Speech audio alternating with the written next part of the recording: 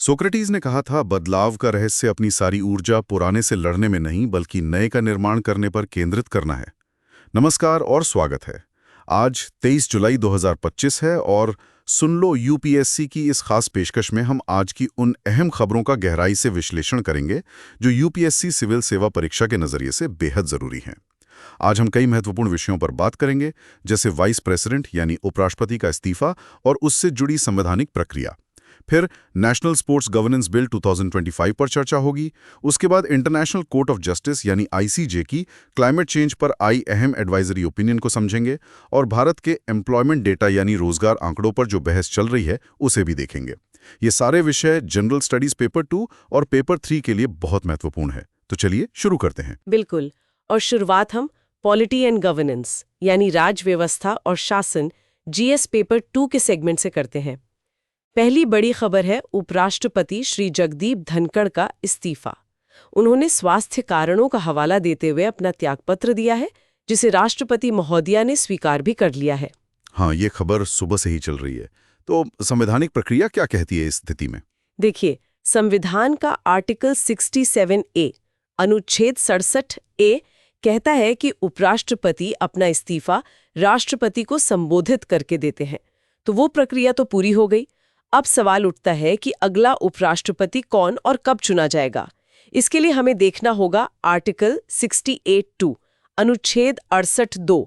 ये आर्टिकल कहता है कि उपराष्ट्रपति का पद खाली होने पर चुनाव यथाशीघ्र यानी as soon as may be after the occurrence of the vacancy कराया जाना चाहिए। यथाशीघ्र, इसमें कोई तय सीमा समय है, जैसे राष्ट्रपति के पद के लिए 6 महीने की सीमा होती है? नहीं, ये एक महत्वपूर्ण अंतर है। राष्ट्रपति के पद के लिए आर्टिकल 62(2) साफ तौर पर 6 महीने की सीमा बताता है, लेकिन उपराष्ट्रपति के लिए आर्टिकल 68(2) में ऐसी कोई फिक्स्ड टाइम लिमिट नहीं दी गई है, बस यथाशीघ्र लिखा है। हालांकि परंपरा यही रही है कि इलेक्शन कमीशन ऑफ इंडिया यानी भारत निर्वाचन आयोग जल्द से जल्द चुनाव करवाता है।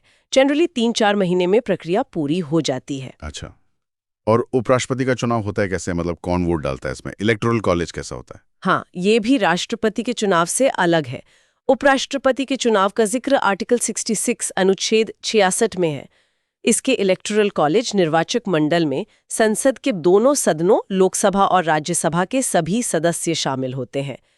ऑल मेंबर्स, इसका मतलब है इलेक्टेड सदस्य भी और नॉमिनेटेड सदस्य भी, जबकि राष्ट्रपति के चुनाव में सिर्फ इलेक्टेड एमपीज और एमएलएज वोट डालते हैं, नॉमिनेटेड मेंबर्स नहीं डालते। राइट। तो उपराष्ट्रपति के चुनाव में सिर्फ पार्लियामेंट के सदस्य होते हैं, स्टेट्स का कोई रोल नहीं होता, और नॉमिनेटेड मेंबर्स भी वोट करते हैं। ये की डिफरेंस है। एग्जैक्टली। और ये चुनाव भी proportional representation bye means of single transferable vote आनुपातिक प्रतिनिधित्व प्रणाली के अनुसार एकल संक्रमणीय मत द्वारा होता है और मतदान गुप्त होता है, सीक्रेट बैलेट। लेकिन इस इस्तीफे को लेकर विपक्ष कुछ सवाल भी उठा रहा है ना, टाइमिंग को लेकर और स्वास्थ्य कारणों को लेकर। हाँ बिल्कुल, विपक्ष का कहना है कि ये इस्तीफा अचानक आया है और सिर्फ स्वास्थ्य कारण बताना शायद पूरी कहानी नहीं है। कुछ विपक्षी नेताओं ने कहा है कि दाल में कुछ काला है।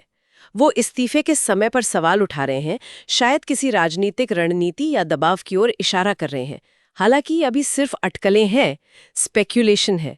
ऑफिशियली तो हेल्थ रीजंस ही बताए गए हैं। जाहिर है इलेक्शन कमीशन को इन सब राजनीतिक बयानों से निरपेक्ष रहकर प्योरली संवैधानिक प्रक्रिया के तहत चुनाव कराना होगा। हाँ, ईसीआई की भूमिका यहाँ बहुत महत्वपूर्ण हो जाती है। निष्पक्ष और समय पर चुनाव सुनिश्चित करना।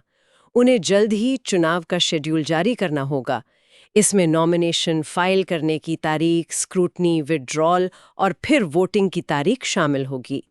सेक्रेटरी जनरल लोकसभा या राज्यसभा बारी बारी से रिटर्निंग ऑफिसर होते हैं इस चुनाव के लिए। ठीक है, तो ये था उपराष्ट्रपति के इस्तीफे और चुनाव प्रक्रिया का पूरा विश्लेषण। आर्टिकल 67A, 68(2) और 66 यहाँ की आर्टिकल्स हैं। सही। अब अगले मुद्दे पर आते हैं, जो जीएस पेपर 2 के लिहाज से ही महत्वपूर्ण है, the Bihar electoral roll revision. हाँ, इस पर भी संसद में काफी हंगामा हुआ है। मामला क्या है ये? रोल्स मतलब मतदाता सूची का विशेष गहन पुनरीक्षण। ईसीआई का कहना है कि वो वोटर लिस्ट को शुद्ध यानी प्यूरिफाई कर रहे हैं। उनका दावा है कि लाखों ऐसे मतदाता हैं जो या तो मर चुके हैं या कहीं और शिफ्ट हो गए हैं या फिर जिनके नाम डुप्लीकेट है, मतलब एक से ज्यादा जगह दर्ज है। अच्छा, तो ईसीआई लिस्ट को अपडेट और क्लीन कर रहा है। इसमें दिक्कत क्या है? विपक्ष क्यों विरोध कर रहा है? विपक्ष के कई आरोप हैं। पहला, उनका कहना है कि शुद्धिकरण के नाम पर बड़ी संख्या में जेन्युइन वोटर्स, खासकर प्रवासी मजदूर, माइग्रेंट लेबर्स और समाज के वंचित तबकों के लोगों के नाम काटे जा सकते हैं, एक्सक्लूजन हो सकता है। दूसरा, वो प्रक्रिया की टाइमिंग पर सवाल उठा रहे हैं। उनका कहना है कि चुनाव नजदीक आते देख ये कवायद क्यों हो रही है। क्या इसका मकसद किसी खास वर्ग को वोटिंग से रोकना है? तीसरा, प्रक्रिया की ट्रांसपेरेंसी पर भी सवाल है। कैसे सुनिश्चित किया जाएगा कि किसी जेन्युइन वोटर का नाम गलती से न कट जाए? ये तो गंभीर आरोप है। ईसीआई का इस पे क्या कहना है? ईसीआई का स्टैंड है कि ये एक रूटीन प्रक्रिया है जो समय समय पर होती रहती है और इसका उद्देश्य सिर्फ एक एक्यूरेट और एरर फ्री मतदाता सूची तैयार करना है। वो कह रहे हैं कि पूरी प्रक्रिया निर्धारित नियमों और गाइडलाइंस के तहत हो रही है और किसी भी नागरिक को जो योग्य है मताधिकार से वंचित नहीं किया जाएगा। वो पॉलिटिकल पार्टी से सहयोग की अपील भी कर रहे हैं। तो ये एक तरह से ईसीआई की स्वायत्तता और चुनावी प्रक्रिया की शुचिता बनाम विपक्ष के राजनीतिक आरोपों और एक्सक्लूशन के डर के बीच का मामला बन गया है। हाँ, और इसमें फेडरलिज्म, संघवाद का पहलू भी जुड़ा है, क्योंकि मतदाता सूची बनाना वैसे तो ईसीआई का काम है, लेकिन जमीनी स्तर पर राज्य की मशीनरी का इस्तेमाल होता है। राज्य सरकार का सहयोग जरूरी है। ये मुद्दा दिखाता है कि भारत जैसे विशाल और विविध देश में एक साफ सुथरी मतदाता सूची बनाना और उसे मेंटेन करना कितना चैलेंजिंग काम है, स्पेशली जब उस पर राजनीतिक संदेह भी हों। बिल्कुल। Representation of the people act 1950 और 1951 के प्रावधान यहाँ महत्वपूर्ण हो जाते हैं, जो मतदाता सूची तैयार करने और चुनाव कराने की पूरी प्रक्रिया को गवर्न करते हैं। सही। ईसीआई को ट्रांसपेरेंसी और कम्युनिकेशन बढ़ाने की जरूरत होगी ताकि वोटर्स और पॉलिटिकल पार्टीज का भरोसा बना रहे। चलिए अब आगे बढ़ते हैं। पॉलिटी एंड गवर्नेंस में ही एक और महत्वपूर्ण बिल पर बात करते हैं, the national sports governance bill 2025। ये लोकसभा में पेश हुआ है। जी हाँ, ये बिल भारत में स्पोर्ट्स गवर्नेंस यानी खेल प्रशासन में सुधार लाने की एक बड़ी कोशिश है। काफी समय से इसकी जरूरत महसूस की जा रही थी। इसका मुख्य उद्देश्य है देश में सभी खेल संघों, नेशनल स्पोर्ट्स फेडरेशंस, एनएसएफ्स के लिए एक यूनिफाइड लीगल फ्रेमवर्क, एक एकीकृत कानूनी ढांचा तैयार करना। यूनिफाइड लीगल फ्रेमवर्क मतलब अभी तक ऐसा कोई कानून नहीं था, सब अलग अलग नियमों से चल रहे थे। देखिए, अभी तक स्थिति थोड़ी फ्रैगमेंटेड थी। एक national sports development code of India 2011 है जिसे सरकार लागू करने की कोशिश करती रही है, लेकिन वो एग्जीक्यूटिव इंस्ट्रक्शंस पर आधारित है, कोई स्टैट्यूटरी बैकिंग नहीं है। कई एनएसएफ्स, खासकर वो जो फाइनेंशियली ऑटोनोमस हैं, अक्सर इन गाइडलाइंस को मानने में आनाकानी करती थीं। ये बिल इसे एक कानूनी आधार देगा, मेकिंग इट मैंडेटरी। और इस बिल का सबसे चर्चित प्रावधान क्या है? सबसे महत्वपूर्ण और शायद सबसे कंट्रोवर्शियल प्रावधान है board of control for cricket India को, बीसीसीआई को पहली बार आधिकारिक तौर पर एक नेशनल स्पोर्ट्स फेडरेशन एनएसएफ के रूप में मान्यता देना और इसे इस कानून के दायरे में लाना। अच्छा, बीसीसीआई जो हमेशा अपनी ऑटोनॉमी की बात करता रहा है, अब इस कानून के तहत आएगा। ये तो लैंडमार्क मूव है। एब्सोल्युटली। बीसीसीआई दुनिया की सबसे अमीर क्रिकेट बॉडी है, लेकिन वो हमेशा खुद को एक प्राइवेट बॉडी बताकर सरकारी नियमों जैसे आरटीआई एक्ट से बाहर रखने की कोशिश करती रही है। इस बिल के पास होने के बाद बीसीसीआई को भी दूसरे एनएसएफ्स की तरह गुड गवर्नेंस नॉर्म्स जैसे पदाधिकारियों के लिए एज और tenure limits, financial transparency, anti doping rules वगैरह मान्य होंगे। तो क्या बीसीसीआई इसका विरोध नहीं करेगा? वो तो शायद कोर्ट भी जा सकते हैं। विरोध की पूरी संभावना है। बीसीसीआई अपनी ऑटोनॉमी को लेकर बहुत सेंसिटिव रहा है। पास्ट में भी जब सरकार ने स्पोर्ट्स कोड लागू करने की कोशिश की थी, तब भी काफी फ्रिक्शन हुआ था। देखना होगा कि बिल के फाइनल प्रोविजंस क्या होते हैं और बीसीसीआई का रिएक्शन क्या होता है। लीगल चैलेंजेस भी आ सकते हैं। बिल में और क्या खास बातें हैं? एक और महत्वपूर्ण प्रस्ताव है नेशनल स्पोर्ट्स ट्रिब्यूनल, राष्ट्रीय खेल न्यायाधिकरण की स्थापना का। ये खेल संबंधी विवादों जैसे selection disputes, doping violations, federation के इंटरनल कॉन्फ्लिक्ट्स, इनके निपटारे के लिए एक स्पेशलाइज्ड जुडिशियल बॉडी होगी। अभी ऐसे मामले या तो हाई कोर्ट्स में जाते हैं या फिर एड हॉक कमिटीज द्वारा सुलझाए जाते हैं, जिसमें काफ़ी समय लगता है और कंसिस्टेंसी भी नहीं रहती। ये ट्रिब्यूनल इस प्रक्रिया को स्ट्रीमलाइन करेगा। ये तो अच्छी बात लगती है। इससे खिलाड़ियों को जल्दी न्याय मिल सकेगा। हाँ, उम्मीद तो यही है। इसके अलावा बिल में खिलाड़ियों के अधिकारों, उनकी welfare schemes, anti doping compliance को मजबूत करने और एनएसएस में अकाउंटेबिलिटी बढ़ाने पर जोर दिया गया है। एसेंशियली ये बिल स्पोर्ट्स बॉडीज की ऑटोनॉमी, स्वायत्तता और अकाउंटेबिलिटी, जवाबदेही बीच एक संतुलन साधने की कोशिश है। एम ये है कि एनएसएफ्स प्रोफेशनली रन हो, ट्रांसपेरेंट हो और एथलीट्स के हितों को प्राथमिकता दें। लेकिन क्या इससे सरकारी हस्तक्षेप, गवर्नमेंट इंटरफेरेंस का खतरा नहीं बढ़ेगा? आईओसी और दूसरी इंटरनेशनल बॉडीज तो सरकारी दखल को लेकर बहुत सख्त हैं। ये एक वैलिड कंसर्न है और इस पर बहस जरूर होगी। बिल को बनाते समय इस बात का ध्यान रखना होगा कि अकाउंटेबिलिटी बढ़ाने के नाम पर एनएसएफ्स की डे टू डे फंक्शनिंग में अनड्यू गवर्नमेंट इंटरफेरेंस ना हो। सरकार का रोल एक फैसिलिटेटर और रेगुलेटर का होना चाहिए, ना कि कंट्रोलर। अगर इंटरनेशनल बॉडीज को लगा कि सरकार का दखल ज्यादा हो रहा है तो वो भारतीय फेडरेशंस को सस्पेंड भी कर सकती हैं, जैसा पास्ट में कुछ मामलों में हुआ है। So it's a delicate balance. बिल्कुल। तो नेशनल स्पोर्ट्स गवर्नेंस बिल 2025 एक बहुत एम्बिशियस और potentially transformative piece of legislation है, लेकिन इसका इम्प्लीमेंटेशन और acceptance specially by bodies like BCCI देखने वाली बात होगी। सही कहा। अब हम गवर्नेंस के एक और उभरते हुए चैलेंज पर बात करते हैं जो टेक्नोलॉजी से जुड़ा है, द डीप फेक मेनिस। इस पर भी काफी चर्चा हो रही है। हाँ, डीप फेक्स ये तो वाकई एक बड़ा खतरा बनता जा रहा है। एआई का इस्तेमाल करके किसी के चेहरे या आवाज का फर्जी वीडियो या ऑडियो बना देना। एग्जैक्टली। और ये टेक्नोलॉजी इतनी एडवांस्ड हो गई है कि अब रियल और फेक में फर्क करना बहुत मुश्किल होता जा रहा है। इसका इस्तेमाल मिस इन्फॉर्मेशन फैलाने, किसी की रेपुटेशन खराब करने, फाइनेंशियल फ्रॉड करने, यहाँ तक कि नेशनल सिक्योरिटी को खतरा पहुंचाने के लिए भी हो सकता है। हाल में कुछ हाई प्रोफाइल केसेस भी आए हैं जहां सेलिब्रिटीज या पॉलिटिशियंस के डीप फेक्स बनाकर फैलाए गए। जी हाँ, और ये सिर्फ सेलिब्रिटीज तक सीमित नहीं है। आम लोगों को भी टारगेट किया जा सकता है एक्सटॉर्शन या हरासमेंट के लिए। इमेजिन किसी का आपत्तिजनक डीप फेक बनाकर उसे ब्लैकमेल किया जाए। चुनाव के समय में इसका इस्तेमाल वोटर्स को मैनिपुलेट करने या किसी कैंडिडेट के खिलाफ दुष्प्रचार करने के लिए हो सकता है। ये डेमोक्रेसी के लिए भी एक बड़ा खतरा है। तो इससे निपटने के लिए क्या किया जा रहा है? क्या हमारे पास कोई कानून है? देखिए, स्पेसिफिक लेजिस्लेशन जो डीप फेक को एड्रेस करे वो अभी नहीं है। हालांकि information technology act 2000 IT act की कुछ धाराएं जैसे section 66E privacy violation, section 67, 67A obscene material, section 43 unauthorised access, section 66C identity theft और इंडियन पीनल कोड आईपीसी की धाराएं जैसे डेफेमेशन, मानहानि, फॉर्जरी, जालसाजी, क्रिमिनल इंटिमिडेशन, धमकी देना, इनका इस्तेमाल डीप फेक के मामलों में किया जा सकता है। लेकिन एक्सपर्ट्स मानते हैं कि ये काफ़ी नहीं है। डीप फेक की स्पेसिफिक नेचर, उसके पोटेंशियल हार्म और उसे बनाने और फैलाने की स्पीड को देखते हुए एक ज़्यादा टारगेटेड लीगल फ्रेमवर्क की ज़रूरत है। सरकार कुछ कर रही है इस दिशा में? हाँ, सरकार ने चिंता जताई है और आईटी रूल्स 2021 में अमेंडमेंट्स करके सोशल मीडिया प्लेटफॉर्म्स की जिम्मेदारी तय करने की कोशिश की है कि वो अपने प्लेटफॉर्म से अनलॉफुल कंटेंट, जिसमें डीप फेक्स भी शामिल हो सकते हैं, को हटाएं।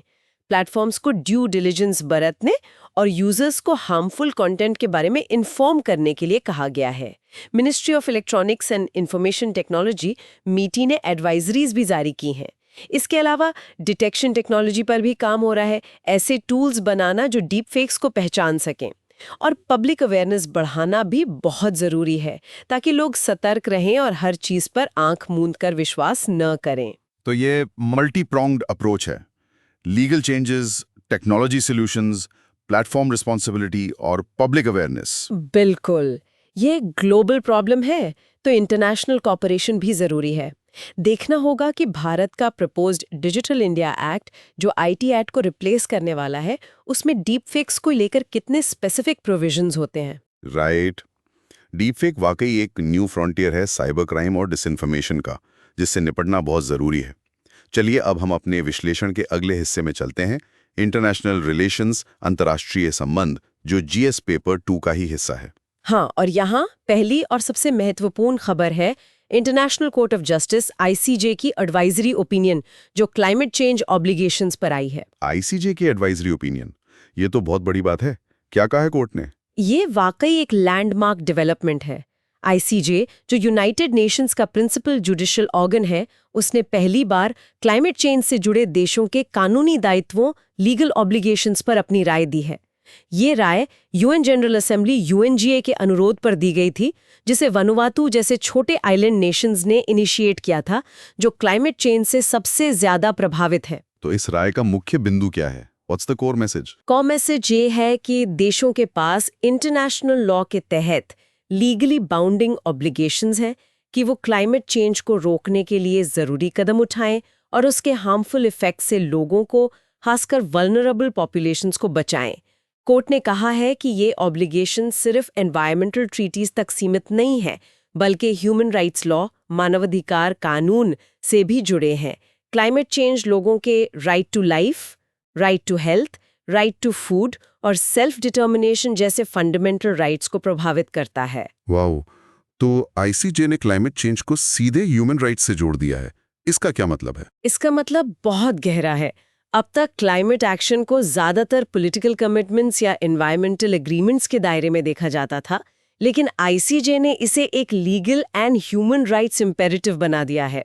ये देशों पर दबाव डालेगा कि वो ज्यादा एम्बिशियस क्लाइमेट टारगेट्स अपनाएं और उन्हें पूरा करें। ये क्लाइमेट लिटिगेशन के लिए भी एक बड़ा आधार बन सकता है। मतलब लोग या ग्रुप्स अपने देशों की सरकारों को कोर्ट में ले जा सकते हैं अगर वो पर्याप्त क्लाइमेट एक्शन नहीं ले रहे हैं। लेकिन ये तो एडवाइजरी ओपिनियन है ना, क्या ये लीगली बाइंडिंग होती है? Technically no. एडवाइजरी ओपिनियंस कानूनी तौर पर बाध्यकारी नहीं होती हैं, unlike ICJ's judgments in contentious cases between states. लेकिन इनका नैतिक और कानूनी वजन बहुत ज्यादा होता है। इन्हें अथॉरिटेटिव स्टेटमेंट्स माना जाता है इंटरनेशनल लॉ पर। नेशनल और इंटरनेशनल कोर्ट्स अक्सर आईसीजे की एडवाइजरी ओपिनियंस का हवाला देते हैं अपने फैसलों में। तो भले ही ये बाइंडिंग ना हो, ये इंटरनेशनल लॉ के डेवलपमेंट को और देशों के व्यवहार को स्ट्रांगली इन्फ्लुएंस कर सकती है। और इसमें कॉमन बट डिफरेंशिएटेड रिस्पॉन्सिबिलिटीज सीबीडीआर के सिद्धांत का भी जिक्र है। हाँ बिल्कुल। आईसीजे ने common but differentiated responsibilities and respective capabilities CBDRRC के सिद्धांत को रीअफर्म किया है। इसका मतलब है कि क्लाइमेट चेंज से लड़ने की जिम्मेदारी सभी देशों की है कॉमन, लेकिन ऐतिहासिक रूप से ज्यादा उत्सर्जन करने वाले विकसित देशों, डेवलप्ड कंट्रीज की जिम्मेदारी ज्यादा है, डिफरेंशिएटेड, और उनकी क्षमताएं, कैपेबिलिटीज भी ज्यादा हैं। तो उन्हें क्लाइमेट एक्शन में लीड लेना चाहिए और डेवलपिंग कंट्रीज को फाइनेंस और टेक्नोलॉजी ट्रांसफर में मदद करनी चाहिए। ये भारत जैसे विकासशील देशों के लिए एक महत्वपूर्ण पॉइंट है। तो कुल मिलाकर ये एडवाइजरी ओपिनियन क्लाइमेट नेगोशिएशंस और डोमेस्टिक पॉलिसी मेकिंग दोनों पर असर डालेगी। डेफिनेटली ये पेरिस एग्रीमेंट के लक्ष्यों को हासिल करने की अर्जेंसी को रेखांकित करती है। ये देशों को याद दिलाती है कि उनके वादे सिर्फ राजनीतिक नहीं बल्कि कानूनी और नैतिक दायित्व भी हैं। ये क्लाइमेट जस्टिस मूवमेंट के लिए भी एक बड़ी जीत है। ये वाकई एक ऐतिहासिक राय है। चलिए अब इंटरनेशनल रिलेशंस में दूसरी खबर पर आते हैं, इंडिया यूके रिलेशंस। प्रधानमंत्री मोदी का यूके दौरा और फ्री ट्रेड एग्रीमेंट FTA की बात। यस, प्रधानमंत्री मोदी अभी यूके के दौरे पर है और उम्मीद की जा रही है कि इस दौरे में India UK free trade agreement FTA पर हस्ताक्षर हो सकते हैं। नेगोशिएशंस काफी समय से चल रहे थे। तो ये FTA कितना महत्वपूर्ण है दोनों देशों के लिए? What are the expectations? ये काफी महत्वपूर्ण है। ब्रेक्सिट के बाद यूके नए ट्रेड पार्टनर्स ढूंढ रहा है और भारत उसके लिए एक बहुत बड़ा और तेजी से बढ़ता हुआ मार्केट है। भारत के लिए भी यूके एक इम्पॉर्टेंट इकोनॉमिक पार्टनर है इन्वेस्टमेंट और सर्विसेज ट्रेड के लिहाज से। इस FTA का लक्ष्य है 2030 तक बायलैटरल ट्रेड, द्विपक्षीय व्यापार को डबल करके $120 बिलियन तक पहुंचाना। ये काफी एम्बिशियस टारगेट है। तो इस FTA में क्या-क्या शामिल होने की उम्मीद है? किन सेक्टर्स को फायदा होगा? डिटेल्स तो फाइनल एग्रीमेंट सामने आने पर ही पता चलेंगी, लेकिन नेगोशिएशंस में जिन चीजों पर फोकस रहा है उनमें शामिल है भारत के लिए टेक्सटाइल्स, कपड़ा, लेदर गुड्स, चमड़े का सामान, एग्रीकल्चरल प्रोडक्ट्स के लिए यूके मार्केट में बेहतर एक्सेस मिलना और इंडियन प्रोफेशनल्स के लिए आसान visa norms, specially in IT and health care sectors. UK के लिए scotch whisky, automobiles, financial services और लीगल सर्विसेज के लिए भारतीय बाजार में टैरिफ्स कम करवाना और मार्केट एक्सेस पाना। स्कॉच विस्की और ऑटोमोबाइल्स पर टैरिफ्स कम होना, ये तो भारत में काफी डिबेटेड मुद्दे रहे हैं। क्या भारत सरकार इसके लिए तैयार है? ये नेगोशिएशंस के सबसे स्टिकी पॉइंट्स में से एक रहे हैं। भारत अपनी डोमेस्टिक इंडस्ट्री को प्रोटेक्ट करना चाहता है, जबकि यूके इन पर टैरिफ रिडक्शन चाहता है। देखना होगा कि फाइनल डील में क्या कॉम्प्रोमाइज होता है। एफटीएज में हमेशा गिव एंड टेक होता है। भारत को अपने ऑफेंसिव इंटरेस्ट्स जैसे सर्विसेज, टेक्सटाइल्स में गेन के बदले कुछ डिफेंसिव इंटरेस्ट्स जैसे डेयरी, ऑटोमोबाइल्स में कंसेशंस देने पड़ सकते हैं। और इस एफटीए को स्ट्रेटेजिक एफटीए भी कहा जा रहा है। इसका क्या मतलब है? इसका मतलब है कि ये सिर्फ एक ट्रेड डील नहीं है, बल्कि इंडिया यूके के बीच बढ़ते स्ट्रेटेजिक कन्वर्जेंस का भी प्रतीक है। इसमें इकोनॉमिक पार्टनरशिप के साथ साथ डिफेंस कोऑपरेशन, टेक्नोलॉजी कोलैबोरेशन जैसे एआई, साइबर सिक्योरिटी और इंडो पैसिफिक रीजन में समन्वय जैसे स्ट्रेटेजिक एलिमेंट्स भी शामिल हैं। भारत ने इस दौरे पर यूके में खालिस्तान समर्थक तत्वों की गतिविधियों पर अपनी सिक्योरिटी कंसर्न्स, सुरक्षा चिंताएं भी जोर शोर से उठाई हैं। तो ये एफटीए एक कॉम्प्रहेंसिव रिलेशनशिप का हिस्सा है। अच्छा, तो ये एक होलिस्टिक अग्रीमेंट होने की उम्मीद है। देखना होगा कि क्या इस दौरे पर हस्ताक्षर होते हैं या नहीं। हाँ, उम्मीद तो काफी है। ये दोनों देशों के लिए विन विन सिचुएशन हो सकती है अगर बैलेंस तरीके से फाइनलाइज हो। चलिए अब अपने एक और पड़ोसी चीन के साथ संबंधों पर नजर डालते हैं। India China dynamics. खबर है कि भारत ने चीनी नागरिकों के लिए टूरिस्ट वीजाज फिर से शुरू कर दिए। जी हाँ, ये एक सिग्निफिकेंट डेवलपमेंट है। भारत ने लगभग 5 साल के अंतराल के बाद चाइनीज नेशनल्स के लिए टूरिस्ट वीजाज इशू करना रिज्यूम कर दिया है। 2020 में गलवान घाटी में हुई हिंसक झड़प के बाद से वीजा सस्पेंड कर दिए गए थे। 5 साल बाद तो कैसे रिलेशंस नॉर्मलाइज करने की दिशा में एक कदम माना जाए? इसे नॉर्मलाइजेशन की दिशा में एक बहुत ही कॉशियस और कैलकुलेटेड स्टेप कह सकते हैं। टूरिज्म और पीपल टू पीपल कांटेक्ट बढ़ाने से माहौल थोड़ा बेहतर हो सकता है, लेकिन ये समझना जरूरी है कि जो कोर इशू है, line of actual control LAC पर सीमा विवाद और मिलिट्री स्टैंड ऑफ, वो अभी भी अनरिजॉल्व्ड है। वहां तनाव बरकरार है। हाँ, मिलिट्री और डिप्लोमेटिक लेवल पर बातचीत तो चल रही है, लेकिन कोई ब्रेक थ्रू नजर नहीं आ रहा है। सही कहा, कई दौर की बातचीत हो चुकी है, कुछ फ्रिक्शन पॉइंट्स पर डिसएंगेजमेंट हुआ भी है, लेकिन दिप्सांग और डेमचौक जैसे इलाकों में स्थिति अभी भी तनावपूर्ण है। दोनों देशों ने LAC पर भारी संख्या में सैनिक तैनात कर रखे हैं। तो टूरिस्ट वीजा रेज्यूम करना एक पॉजिटिव जेस्चर जरूर है, लेकिन इसे फुल नॉर्मलाइजेशन मान लेना जल्दबाजी होगी। तो फिर इस कदम का क्या मतलब निकाला जाए? What's the strategy? इसे शायद मैनेज्ड राइवलरी, प्रबंधित प्रतिद्वंदिता के तौर पर देखना सबसे सही होगा। मतलब जहां एक तरफ कोर स्ट्रेटेजिक डिफरेंसेस और कंपटीशन जारी है, वहीं दूसरी तरफ कुछ क्षेत्रों में जैसे ट्रेड, जो अब भी काफी ज्यादा है, टूरिज्म और ग्लोबल इश्यूज पर डायलॉग, इनको मेंटेन करने की कोशिश की जा रही है। ये एक तरह से टेंशन को मैनेज करने का तरीका है ताकि कम्युनिकेशन चैनल्स खुले रहें और कॉन्फ्लिक्ट एस्केलेट ना हो। It's a very pragmatic approach. Managed rivalry, ये टर्म मौजूदा इंडिया चाइना रिलेशंस को काफी हद तक डिस्क्राइब करता है। मतलब कंपटीशन भी है, कोऑपरेशन के एलिमेंट्स भी हैं और कॉन्फ्लिक्ट का पोटेंशियल भी है। प्रिसाइजली, भारत अपनी तरफ से नॉर्मलाइजेशन के लिए तैयार है, लेकिन उसकी शर्त है कि LAC पर पीस एंड ट्रैंक्विलिटी बहाल हो, स्टेटस क्वो एंटे अप्रैल 2020 वाला रिस्टोर हो। जब तक चीन इसके लिए तैयार नहीं होता, तब तक रिश्तों में पूरी तरह सामान्य स्थिति आना मुश्किल है। ठीक है, अब इंटरनेशनल रिलेशंस में एक और खबर पर बात करते हैं जिसका असर ग्लोबल जियोपॉलिटिक्स पर पड़ सकता है। Russia is warning to Europe. हाँ, ये खबर चिंता बढ़ाने वाली है। रूस ने यूरोपियन देशों को चेतावनी दी है कि अगर उन्होंने यूक्रेन को लॉन्ग रेंज मिसाइल सप्लाई की, जिनका इस्तेमाल रशियन टेरिटरी पर हमला करने के लिए किया जा सकता है, तो इसके गंभीर परिणाम होंगे। ये चेतावनी क्यों आई है? क्या यूरोपियन देश ऐसा करने की सोच रहे हैं? हाँ, यूक्रेन लगातार अपने वेस्टर्न पार्टनर्स से, खासकर यूएस, यूके, जर्मनी, फ्रांस से ज्यादा एडवांस्ड और लॉन्ग रेंज वेपन्स की मांग कर रहा है ताकि वो रशियन मिलिट्री टारगेट्स को ज्यादा गहराई तक निशाना बना सके। कुछ यूरोपियन देशों में इस पर बहस चल रही है कि क्या यूक्रेन को ऐसी कैपेबिलिटी देनी चाहिए या नहीं। रशिया इसी को लेकर प्रीएम्प्टिव वार्निंग दे रहा है। तो रूस की इस चेतावनी का क्या मतलब है? व्हाट कुड बी द गंभीर परिणाम? लेकिन इम्प्लीकेशंस काफी सीरियस हो सकते हैं। ये कॉन्फ्लिक्ट के एस्केलेशन का खतरा बढ़ाता है। क्या रूस यूरोपियन देशों पर सीधे हमला करेगा? इसकी संभावना कम लगती है क्योंकि नेटो का आर्टिकल 5 आ जाएगा, लेकिन वो हाइब्रिड वॉरफेयर टैक्टिक्स इस्तेमाल कर सकता है, साइबर अटैक्स, डिसइन्फॉर्मेशन कैंपेन्स, या फिर कॉन्फ्लिक्ट को यूक्रेन से बाहर फैलाने की कोशिश कर सकता है, maybe in other regions where Russian influence is strong. ये यूरोप की एनर्जी सिक्योरिटी को भी प्रभावित कर सकता है और ग्लोबल लेवल पर जियोपॉलिटिकल टेंशन्स को और ज्यादा बढ़ा सकता है। तो ये एक तरह से रूस की तरफ से रेड लाइन खींचने की कोशिश है। बिल्कुल, रूस ये सिग्नल दे रहा है कि वेस्टर्न सपोर्ट की एक सीमा है जिसे वो बर्दाश्त नहीं करेगा। ये यूरोप के लिए एक डिलेमा पैदा करता है, यूक्रेन की मदद कैसे करें बिना कॉन्फ्लिक्ट को डेंजरसली एस्केलेट किए। ये दिखाता है कि यूक्रेन वॉर अब भी ग्लोबल स्टेबिलिटी के लिए कितना बड़ा खतरा बना हुआ है। ये स्थिति वाकई नाजुक है, इस पर नजर रखनी होगी।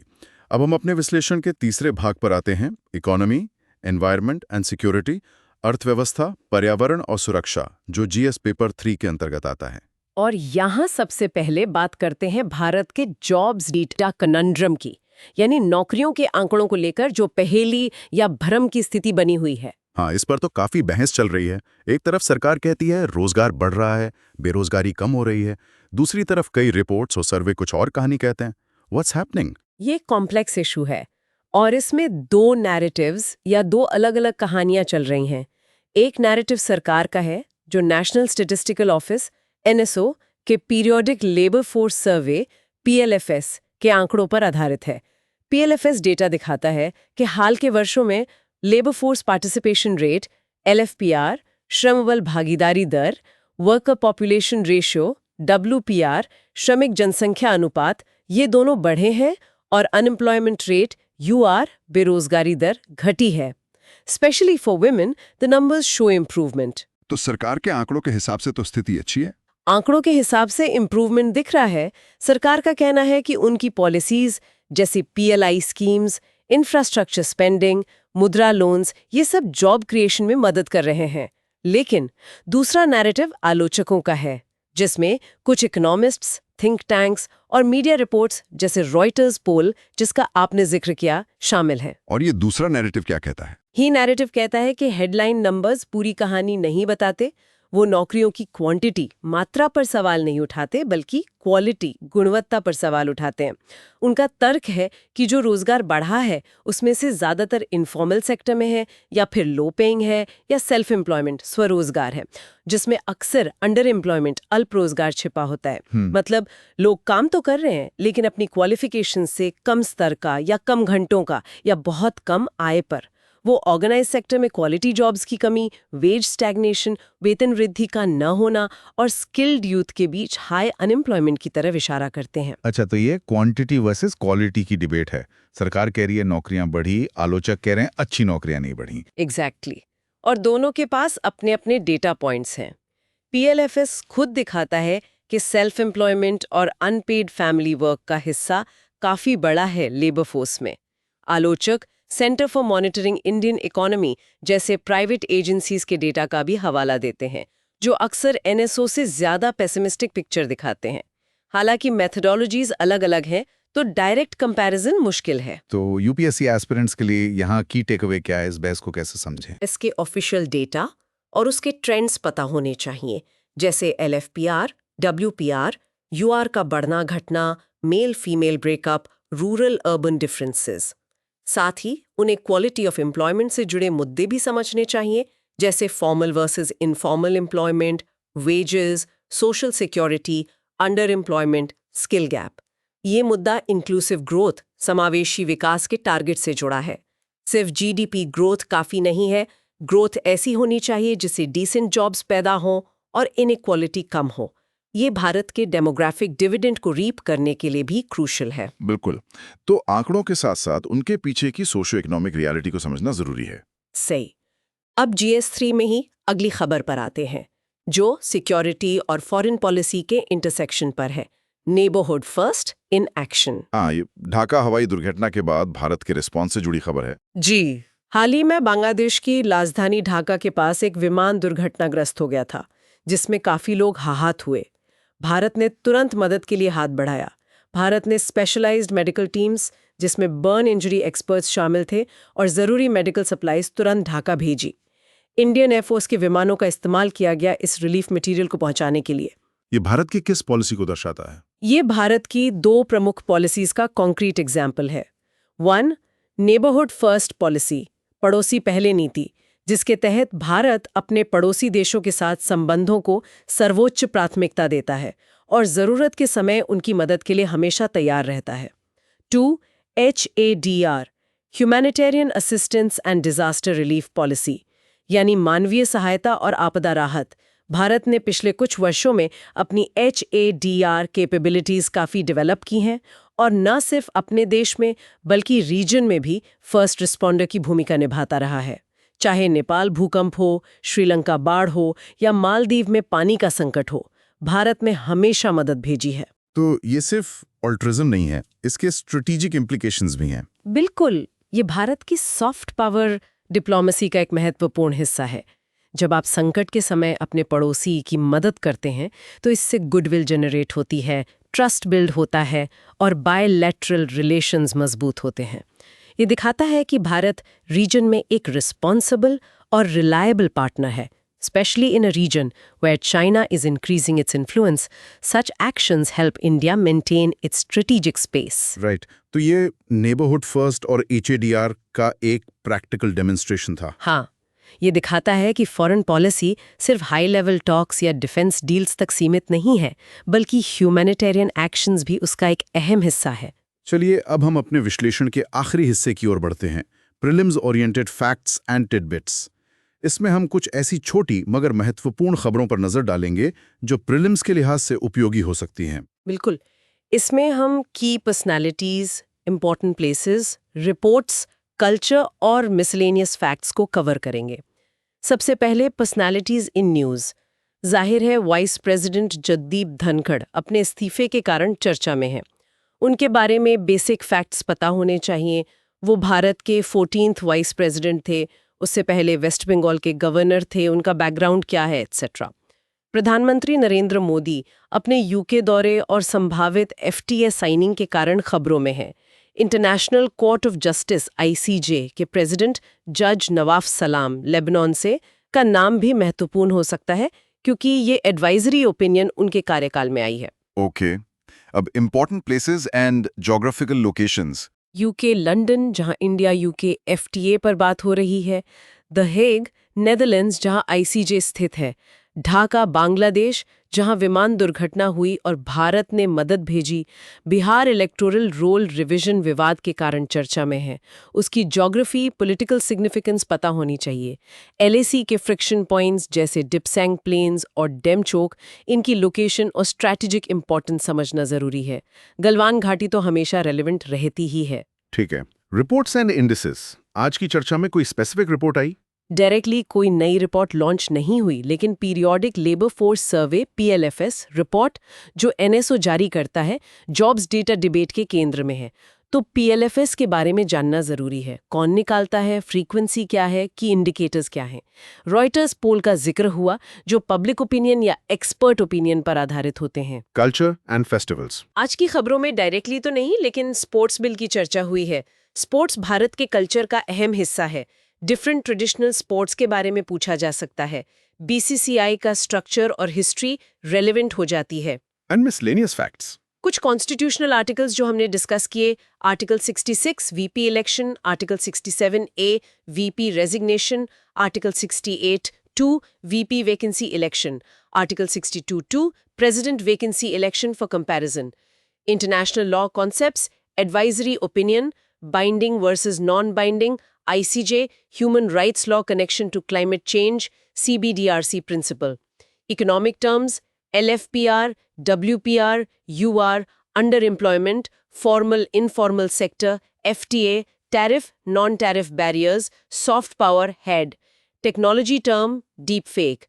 Related law, IT Act 2000 and relevant sections, proposed Digital India Act. Great. ये प्रीलिम्स पॉइंटर्स काफी यूजफुल रहेंगे रिवीजन के लिए। तो आज की हमारी विस्तृत चर्चा के आधार पर की टेकअवेज क्या हैं? संक्षेप में बताएं। जरूर। मुख्य बातें ये हैं। 1. वाइस प्रेसिडेंट का इस्तीफा हो गया है। संवैधानिक प्रक्रिया के तहत आर्टिकल 68(2) के अनुसार जल्द चुनाव होंगे। इलेक्टोरल कॉलेज में सभी एमपीज इलेक्टेड प्लस नॉमिनेटेड शामिल होते हैं। इस्तीफे की टाइमिंग पर राजनीतिक सवाल उठ रहे हैं। 2. National sports governance bill 2025 Lok Sabha में पेश हुआ है। ये खेलों के लिए यूनिफाइड लीगल फ्रेमवर्क बनाने और बीसीसीआई समेत सभी एनएसएफ्स में अकाउंटेबिलिटी, ट्रांसपेरेंसी लाने का प्रयास है। नेशनल स्पोर्ट्स ट्रिब्यूनल का भी प्रस्ताव है। ऑटोनॉमी वर्सेस अकाउंटेबिलिटी का बैलेंस की चैलेंज है। 3. बिहार में इलेक्टोरल रोल रिवीजन पर ईसीआई और विपक्ष में गतिरोध है। ईसीआई इसे शुद्धिकरण बता रहा है, विपक्ष एक्सक्लूजन और टाइमिंग पर सवाल उठा रहा है। फेडरलिज्म और चुनावी प्रक्रिया की शुचिता से जुड़ा मुद्दा है। 4. आईसीजे ने क्लाइमेट चेंज ऑब्लिगेशंस पर लैंडमार्क एडवाइजरी ओपिनियन दी है। क्लाइमेट एक्शन को लीगल और ह्यूमन राइट्स ऑब्लिगेशन बताया है। सीबीडीआर आरसी को रीअफर्म किया है। ये बाइंडिंग नहीं है पर इन्फ्लुएंशियल है। 5. इंडिया यूके एफटीए पर हस्ताक्षर की उम्मीद है। लक्ष्य ट्रेड डबल करना है। ये स्ट्रेटेजिक पार्टनरशिप का हिस्सा है जिसमें सिक्योरिटी कंसर्न्स भी शामिल हैं। 6. भारत ने चीनी नागरिकों के लिए टूरिस्ट वीजा बहाल किया है, जो मैनेज्ड ड्राइवलिटी के तहत नॉर्मलाइजेशन की ओर एक कॉशियस स्टेप है। हालांकि एलएसी पर तनाव बरकरार है। 7. जॉब्स डेटा पर क्वांटिटी वर्सेस क्वालिटी की बहस जारी है। पीएलएफएस आंकड़े इंप्रूवमेंट दिखाते हैं, पर आलोचक अंडर एम्प्लॉयमेंट और लो वेजेस का मुद्दा उठाते हैं। इंक्लूसिव ग्रोथ के लिए चैलेंज है। 8. भारत ने ढाका विमान हादसे में तुरंत मदद भेजकर नेबरहुड फर्स्ट और एचएडीआर पॉलिसी को क्रियान्वित किया, जो उसकी सॉफ्ट पावर को दर्शाता है। 9. डीप फेक एक बड़ा खतरा है जिससे निपटने के लिए लीगल, टेक्नोलॉजिकल और अवेयरनेस बेस्ड अप्रोच की जरूरत है। आईटी एक्ट के प्रोविजंस हैं, पर स्पेसिफिक लॉ की मांग उठ रही है। 10. रशिया ने यूरोप को यूक्रेन को लॉन्ग रेंज मिसाइल्स देने पर गंभीर परिणाम की चेतावनी दी है, जिससे कॉन्फ्लिक्ट एस्केलेशन का खतरा है। बहुत बढ़िया। ये एक कॉम्प्रिहेंसिव समरी थी आज की चर्चा की। और अब श्रोताओं के लिए एक प्रोवोकेटिव थॉट, एक विचार उत्तेजक प्रश्न। हाँ, आज के एक पूरी बातचीत को देखते हुए सवाल ये उठता है कि क्या संवैधानिक प्रक्रियाओं जैसे वीपी चुनाव, शासन सुधारों जैसे स्पोर्ट्स बिल और अंतर्राष्ट्रीय दायित्वों जैसे आईसीजे ओपिनियन का ईमानदारी से पालन करते हुए घरेलू राजनीतिक वास्तविकताओं जैसे विपक्ष के संदेह और जटिल सामाजिक आर्थिक सच्चाइयों जैसे रोजगार की गुणवत्ता के साथ संतुलन बनाना संभव है? और पुट डिफरेंटली, क्या गवर्नेंस और पॉलिसी मेकिंग हमेशा नीट कंपार्टमेंट्स में काम कर सकती हैं, या फिर ये इनहेरेंटली मेसी प्रक्रियाएं हैं जहां ट्रेड ऑफ्स अनअवॉइडेबल हैं? एंड क्या रोजगार जैसी चीजों की गुणवत्ता को, जो इतनी सब्जेक्टिव हो सकती है, सिर्फ आंकड़ों से पूरी तरह मापा जा सकता है? ये सोचने वाला सवाल है। क्या आदर्शवाद और यथार्थवाद के बीच, रूल्स और रियलिटी के बीच हमेशा एक तनाव बना रहता है? और क्या इफेक्टिव गवर्नेंस इसी तनाव को मैनेज करने का नाम है? इस पर जरूर सोचिएगा। बिल्कुल। आज की ये चर्चा दिखाती है कि यूपीएससी की तैयारी एक निरंतर चलने वाली प्रक्रिया है। इसमें उतार चढ़ाव आएंगे, कॉम्प्लेक्स इश्यूज सामने आएंगे। महत्वपूर्ण ये है कि आप रुकावटों से विचलित ना हो, हर मुद्दे का गहराई से विश्लेषण करें, डिफरेंट पर्सपेक्टिव्स को समझें और एक बैलेंस्ड दृष्टिकोण अपनाएं, जैसे हमने आज करने की कोशिश की। सही काम। ये विषय न केवल परीक्षा पास करने के लिए जरूरी हैं, बल्कि एक जागरूक और जिम्मेदार नागरिक बनने के लिए भी इनकी समझ बहुत अहम है। एनालिसिस और क्रिटिकल थिंकिंग की कुंजी है। We analyze the potential benefits and challenges associated with bringing bodies like BCCI under its ambit, while also discussing the significance of the proposed National Sports Tribunal. 250 words. प्रश्न दोहराता हूं। राष्ट्रीय खेल शासन विधेयक 2025 भारतीय खेल प्रशासन में स्वायत्तता और जवाबदेही के बीच संतुलन बनाने का लक्ष्य रखता है। बीसीसीआई जैसे निकायों को इसके दायरे में लाने से जुड़े संभावित लाभों और चुनौतियों का समालोचनात्मक विश्लेषण करें, साथ ही प्रस्तावित राष्ट्रीय खेल न्यायाधिकरण के महत्व पर भी चर्चा करें। 250 शब्द। इस प्रश्न का उत्तर लिखने का प्रयास जरूर करें। हाँ, और अपने रिवीजन को मजबूत करने के लिए अब वक्त है डेली करंट अफेयर्स क्विज का। तैयार है? 5 सवाल होंगे। Question 1. Under which article of the Constitution does the Vice President of India submit their resignation? A. Article 66(1), B. Article 67A, C. Article 68(2), D. Article 65. Question 2. The Electoral College for the election of the Vice President of India consists of A.